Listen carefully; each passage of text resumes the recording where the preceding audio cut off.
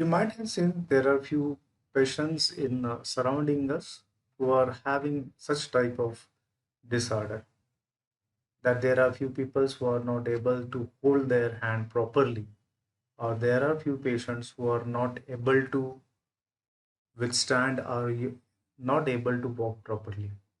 What is mean by that, and why does it occur? And if such type of disorder is there, then what we call it? This is called as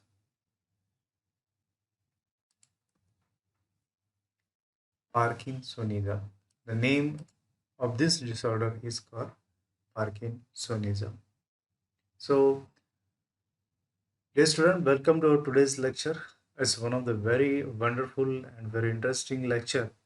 In this lecture, we are going to see what do you mean by the Parkinsonism, why this Parkinsonism is there, whether Parkinsonism is disease or disorder, why this Parkinsonism is observed in few of the patient, exactly what is the physiology of this disorder. If we know the physiology of this disorder, then it is very much easy to treat on that particular disorder. What are the different drugs used for the treatment of the Parkinsonism, and what could be the possible symptoms are with Parkinsonism that we are going to see in today's lecture. So let's start with our today's session, Parkinsonism. And the drug which are used in treatment of the Parkinsonism are called as anti-Parkinsonism drugs. So starting with anti-Parkinsonism drug, before that we would like to start with what do you mean by the Parkinsonism? What do you mean by Parkinsonism? So what is the Parkinsonism? Parkinsonism is a specifically disorder. So what type of this disorder? It is an extrapyramidal motor disorder. This is the most important thing. It's an extrapyramidal motor disorder. And motor disorder, that is nothing but it's related with the something movement. Related with the something movement. So whenever such type of motor disorders are there, what character symptoms patient are showing, that is the rigidity. First thing is the rigidity. He is rigid. Why he is rigid? Because he has a tremor. His hands are tremoring. His hands are shaking. Due to shaking of his hand, he is trying to hold it as a normal one. Try to hold this as a simple one. So to hold this, he tried to give some energy for that. That is nothing but he give a rigidity. That's why the rigidity there, tremor are there, as well as the hypokinesia. Hypo, that is nothing but decrease, kinesia, that is nothing but energy. There is a generally decrease in some type of energy, decrease in energy, that we call as hypokinesia, with secondary symptoms like defensive posture. As he is having little bit tremors, he is having shaking, so he has a little bit fear about somewhere he might get fall. So to avoid this, he is trying to maintain his posture very defensively, as well as he has mask like face, means there is no expression. Mask means there is no any expression on his face, as it is there is no expression on his face, and it is an dimnesia, little bit there is an dimnesia. So with this character, if any patient is having such type of characteristic symptoms, then that we can call as that patient is having Parkinsonism disease. And if this Parkinsonism is not treated, then it progressively this disease may get increases. And at the stage, one stage get reached where the patient is very rigid, unable to move. He is not able to move properly, as well as able to even unable to take proper breath also. That could be the possibilities, as well as very much uh, pointed out effect, that is unable to write anything. Handwriting is totally get affected. So this major two things, that is a breathing and that is nothing but movement. Breathing and movement. So these two types, that is the breathing and movement. Movement as well as the breathing, this totally both are affected by if we are not treated this Parkinsonism. So this is a specific identification of Parkinsonism. What is a Parkinsonism that we had seen? What type of symptoms are there that we had seen? Now let's see why it is there. why it is there, why Parkinsonism is there, what is the basic physiology of Parkinsonism. What the basic physiology of Parkinsonism? Parkinsonism, in this disorder, the patient, in this disorder, the patient is having a disorder of dopamine. The patient is having disorder of dopamine. Where he has a deficiency of dopamine, he has a deficiency of dopamine in substantia nigra. It is in a part of brain. Here you can see this. It is in a part of brain. In substantia nigra, there is a deficiency of dopamine. Why there is a deficiency of dopamine? It is because of the degeneration, progressively degeneration of the dopamine. Means with the age limit, little bit dopamines are started for the degradation. That is a degradation of the dopamine. And due to the degradation of dopamine, that is nothing but sufficient quantity of dopamine is not available. Sufficient quantity of dopamine is not available with brain. And due to that, there is a deficiency of the dopamine. And whenever there is a deficiency of dopamine, then this patient is showing some little bit, it loses control on the tone as well as it loses the coordination of the movement. Here this diagram gives a more clear idea about what happened in Parkinsonism. So if you see this diagram clearly, you may get clearly idea. So this is a what? This is a one neuron. This is one neuron. So this neuron, what this neuron does, this neuron releases some neurotransmitter. That neurotransmitter is called as a dopamine. That particular neurotransmitter is called as a dopamine. When this dopamine is get released, from this neuron, it is get connected, it is get received by the next nerve. And by receiving of this next nerve, by receiving by this receptor, it helpful for the maintaining its a normal movement. Means what? For the normal movement, the one of the important parameter is a dopamine. One of the important parameter is a dopamine. If dopamine is get released in a sufficient quantity, then definitely it receives a receptor and it maintain a proper movement. Normal movement of the body is good maintained by the specifically sufficient quantity of dopamine. What happens in Parkinsonism? In Parkinsonism, if you see comparable to this normal, here the quantity of dopamine is very less. Quantity of dopamine is very less, but here the quantity of dopamine is sufficient. And as there is a lack of dopamine, due to the lacking of dopamine, here these movements are having some disorders. These movements are having some disorders. What type of disorders it shows? It shows some disorders like that already we had seen. That is nothing but tremor. That is a tremor. Next one is that is a slow movement as well as the rigidity. So the tremor, slow movement and rigidity, these are because of only one thing, that is nothing but lacking of dopamine. Dopamine is not available for the binding to the receptor, and due to that these symptoms could created. And this happened where? It happens at the substantia nigra in brain. It happens in a substantia nigra in a brain. And due to that, this is called as the Parkinsonism. In Parkinsonism, there is an imbalance of the coordination, or loss of coordination for the movement, or there is a lack of movement, lack of muscle tone. Why lack of muscle tone? For containing this, particularly this dopamine deficiency is the main cause. It's nothing but what? If we try to maintain the level of dopamine, as you can see here, if normal quantity is this much, and in Parkinsonism this is a level of the dopamine.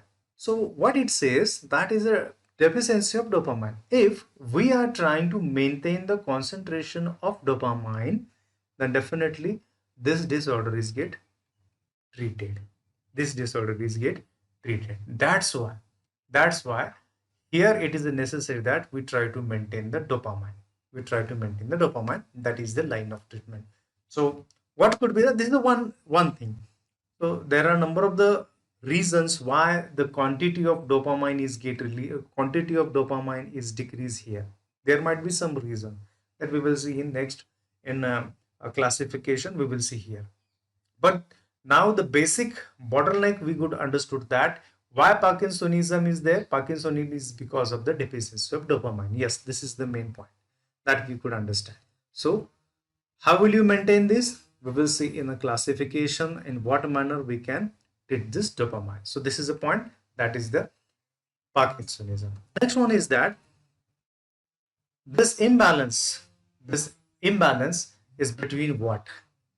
Why the patient is having tremor, why the patient is unable to control his posture, why the patient is having lack of coordination in the movement. Why? Because of the imbalance between the two neurotransmitter. The one neurotransmitter that we call as one is inhibitory neurotransmitter that we call as dopaminergic. This dopaminergic is a inhibitory neurotransmission. It inhibits the neurotransmission. While this acetylcholine that we call as excitatory neurotransmitter, excitatory cholinergic excitatory system. So whenever this is imbalance between excitatory and inhibitory, whenever there is a imbalance between excitatory and inhibitory, whenever there is imbalance between excitatory and inhibitory, then we had one disorder that we call as a Parkinsonism. Why? Because why? For maintaining our control, regular control activity, two important parameters are required. One is acetylcholine, second one is a dopamine. One is acetylcholine, second one is a dopamine. In normal brain, both are in a balanced state. Both are in a balanced state. What happened when the patient is showing a Parkinsonism? At that time, definitely there is an imbalance. So imbalance means what? Which quantities get increased and which quantities get decreased. Here this is in a balance, that is nothing but having an equal quantity. But when the quantity of dopamine is get decreased, it goes up. That is nothing but loss of dopamine or lack of dopamine. Due to the lack of the dopamine and increase in the concentration of acetylcholine, the patient shows this type of effect, motor defect. That is a movement defect. Why? Because the increase in a concentration of acetylcholine. So this is the main reason. This is the main reason ki why Parkinsonism is there. Parkinsonism is only because of the imbalance of the dopamine and acetylcholine. Whenever there is an imbalance of the dopamine and acetylcholine, patient give a symptoms that we call as a Parkinsonism.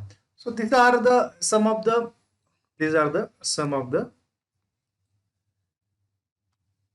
symptoms. Like he has some head. This movement is gives, that is nothing but shaking. His hand is having a shaking. So he having some tremor, having a mask like face. There is no any expression on a face, as well as these arms and elbows are little bit twisting. They are like shaking there. So this is a slight movement is there. Some this posture, if you see the posture, back posture, this back posture, if you see this back posture is particularly is get little bit um, defended in front. It get upward movement, as well as it has some, as well as just a moment, here is a rigidity. There is a rigidity backside, there is a rigidity, as well as the hip and knees are slightly flexible. Hip and knees are slightly flexible. So this is what the condition in a Parkinsonism. So what will be the, this is what the condition in a Parkinsonism. So what could be the treatment for that? So the drugs which used in treatment of this Parkinsonism are called as anti-Parkinsonism drug. Are called as anti-Parkinsonism drugs. These are used in treatment of the Parkinsonism. So how they are used? depending upon their mechanism, they are little bit classified. So what is it's a classified? See, first thing is what we had understood. We understood that why Parkinsonism is there. Parkinsonism is only because of deficiency of the dopamine, lack of the dopamine, decrease in a quantity of the dopamine. Here in first class, we use the drug, we acting the dopaminergic system. Means what thing is we have to do, that is increase the concentration of dopamine in a brain. When we increase the concentration of dopamine in a brain, this problem will get solved. So this is one class that we call as dopaminergic system, which affect the dopamine system. So first class is a dopamine precursor. First class is a dopamine precursor, helpful for increase in concentration of dopamine in the brain. Second thing is that what is the another reason that dopamine level is get decreased? That the another reason for the decrease in dopamine level, that is a metabolism of the dopamine by decarboxylase enzyme. By decarboxylase enzyme. So what we can do for that? We just to increase the concentration of dopamine, what we can do? We inhibit the activity of decarboxylase. We inhibit the activity of decarboxylase. As we inhibit the activity of decarboxylate, automatically metabolism of dopamine is get reduced. That is nothing but again concentration of dopamine is increased. That is one more method that we could use. Another one is dopaminergic agonist.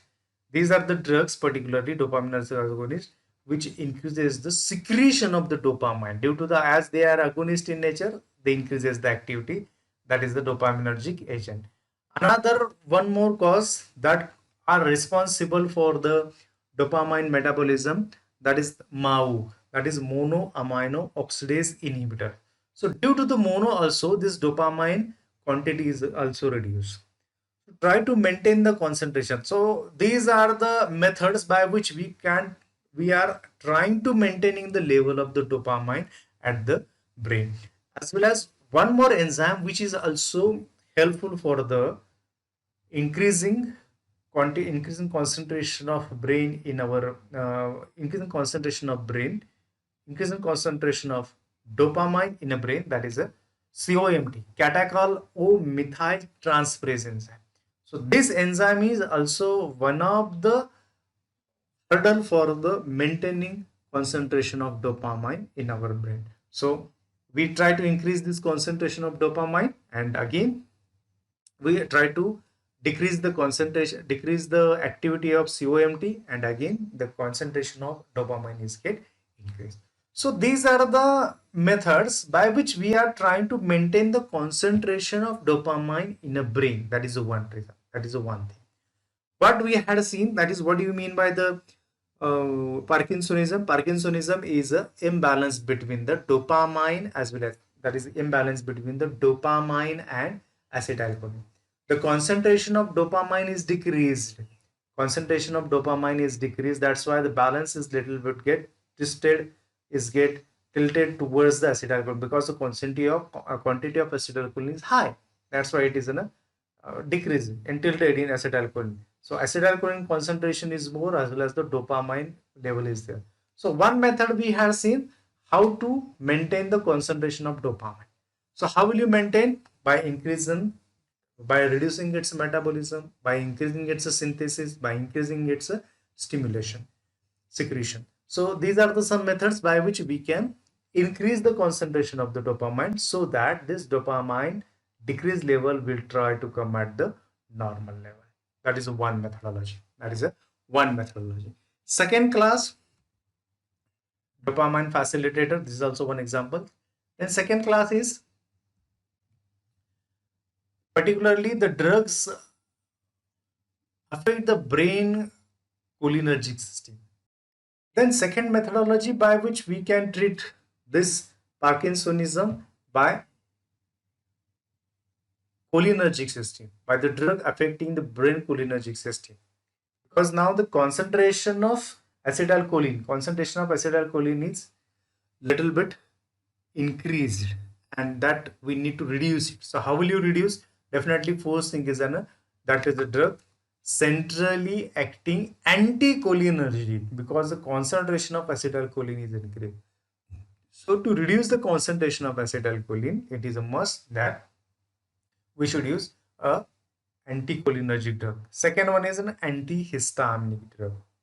Is also one of the helpful for the maintaining this cholinergic system. So these are the two ways by which we can treat the Parkinsonism. Main cause we had find that concentration of dopamine is increased and the concentration of acetylcholine is try to maintain at a balance level. So balance, there should be a balance between dopamine and acetylcholine. If the concentration of acetylcholine is decreased, then try to maintain, try to add in such a way that it should increase the concentration of dopamine. So the balance is get maintained between acetylcholine and dopamine. So this is the most two important things that we can use for the maintaining the concentration of dopamine. First is increasing concentration of dopamine, and second thing is try to decrease the concentration of acetylcholine. That is the most thing.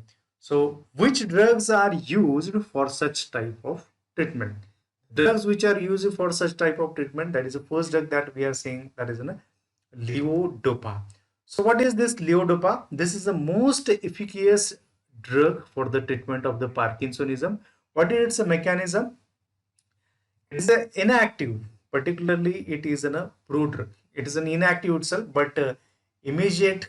It is an immediate precursor of the neurotransmitter dopamine. It is the immediate precursor of the neurotransmitter dopamine. It's a precursor of dopamine. So because of it, so dopamine is get dopamine is get increased. More than 95% of the drug is get metabolized by the decarboxylation in the peripheral tissue, and thus the dopamine is get released at local area and started to produce its action on a heart, blood vessels, as well as the other peripheral organs present in our body. But these effect we don't want. Why we don't want? Because these are the local effect. We want effect at the central level in a brain. Here it is at a local level, and near about 90% of the 95% of the drug is get metabolized in peripheral tissues. It is get metabolized, which is available in blood as well as the peripheral tissues. So whenever we are administering any drug, it is get immediately metabolized by decarboxylation. And about only 1 to 2% of the levodopa that crosses the brain, and it produces, it gives initiation for the production of the dopamine. Only 1 to 2% of the drug.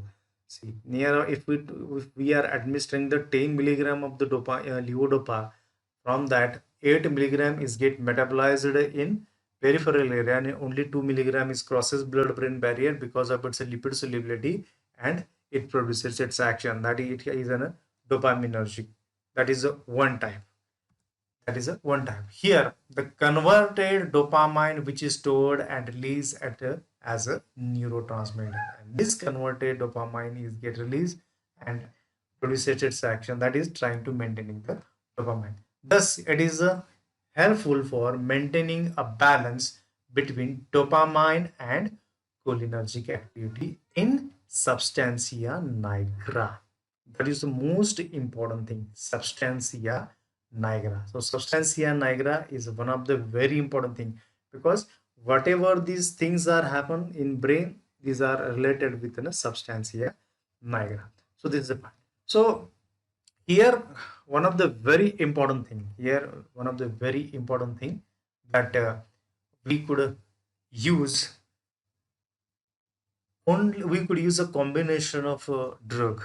Why could you use a combination of drug? Here is a beautiful explanation about it. In give reason also they have given information that why levodopa is get combined with the carbidopa. Why levodopa is get combined with the carbidopa? As we had seen here, as a levodopa is there, this levodopa is crosses the blood-brain barrier only the 2%. 1 to 2% of the levodopa is get crosses the blood-brain barrier. What happened? This levodopa is get release into dopamine in peripheral area. This levodopa is get released into dopamine in peripheral area near about 98% of the drug is get released. 98% of the drug is get released in peripheral area. Why? Because of this enzyme. Because of this enzyme that is called as carboxylation. That is called as carboxylation. This carboxylation that we all see, which is available in peripheral tissue, this carboxylation converts the levodopa to the dopamine. Levodopa to the dopamine. When we use a combination, levodopa and carbidopa, what carbidopa does? This carbidopa prevent the conversion of levodopa to the dopamine in peripheral area. Actually, here we don't want the dopamine. If the dopamine is really is at peripheral level, it increases some cardiac activity, it produces undesirable effect in our body that we don't want. Where we want this activity, we want activity in brain, in substantia nigra. It is a must that it should crosses the blood brain barrier. Correct. So what happened when this levodopa singly we are using, this levodopa is get converted to the dopamine with the help of the enzyme decarboxylation. Due to the decarboxylase, this decarboxylase convert levodopa to the dopamine where we are not required at all. When we use a combination with carbidopa, it prevents conversion of levodopa to the dopamine at peripheral. As it is not available, for the conversion, then whatever the levodopa is available, it will crosses the blood-brain barrier. It crosses the blood-brain barrier. This is a barrier. This barrier it crosses. As it crosses this barrier, this levodopa is get metabolized by the dopa decarboxylase enzyme, which is present in brain. And at that time, at that place, at that point, we want this dopamine should get here. Here, conversion of levodopa to dopamine is very beneficial. Here, this dopa decarboxylate converts levodopa to the dopamine. Where actually we need. So this is the best important thing, that conversion of levodopa to the dopamine only and only at central places, not at the peripheral places. We don't want at peripheral, we want at the central. And thus, the quantity of dopamine is get maintained at central level. This is the main target, that here we want the activity of quantity of the dopamine. And as here we are maintaining the quantity of dopamine sufficient level, Parkinsonism is get treated. Imbalance is trying to maintaining in a balanced level. So this is the most important thing of the treatment, that it should require. So in exam, many times it asks why dopamine is used in combination with the carbidopa. This is the most important answer. This is the important thing. That's why dopamine is get combined with the carbidopa. Levodopa is combined with the carbidopa, and it produces its mechanism. This is the most important thing. This is called as mechanism of action. Okay, so before going ahead, I just want to repeat it. What is the Parkinsonism? Parkinsonism is the imbalance of some neurotransmitter like acetylcholine and dopamine. Why dopamine quantities get decreased? Dopamine quantities decrease because of only dopamine concentration is decreases, and patient giving some effect like tremor in mask like face, as well as unable to take a posture, imbalance of coordination between the movement, are because of only the deficiency of dopamine. Then what is the line of treatment for that? Try to maintain the concentration of dopamine in a brain. How could you maintain? Because only single dopamine we are not able to use, because it does not crosses the brain blood barrier as we are taking externally. Then how which drug could be used? The drugs should be used. Those drugs should prefer who crosses blood-brain barrier. The one example is levodopa. Levodopa crosses blood-brain barrier and it releases into the dopamine. What is the levodopa? Levodopa is a precursor of dopamine. So from dopamine we can prepare, from levodopa we can prepare dopamine. That is the main thing. So this part that we had seen, and how it is neat that we could use a combination of levodopa and carbidopa, because 95% of the levodopa is get metabolized in peripheral level because of the dopa decarboxylation, and it produces an effect on heart and other body parts and other body organs that we don't want. Where we want the levodopa should get released at a brain in substantia nigra. So for that purpose, we use a drug which avoid the activity of dopa decarboxylase, and that is a carbidopa. It avoids the conversion of levodopa to the dopamine at peripheral level, and sufficient quantity of levodopa enters in a blood brain enters in a substantia nigra by crossing blood brain barrier and produce its action as an precursor of dopamine. So these are the points that we had seen in today's lecture. If you have any doubt, if you have any query, let me know about this. Let me know. I'm trying to clear as much as possible. Thank you. Thank you very much.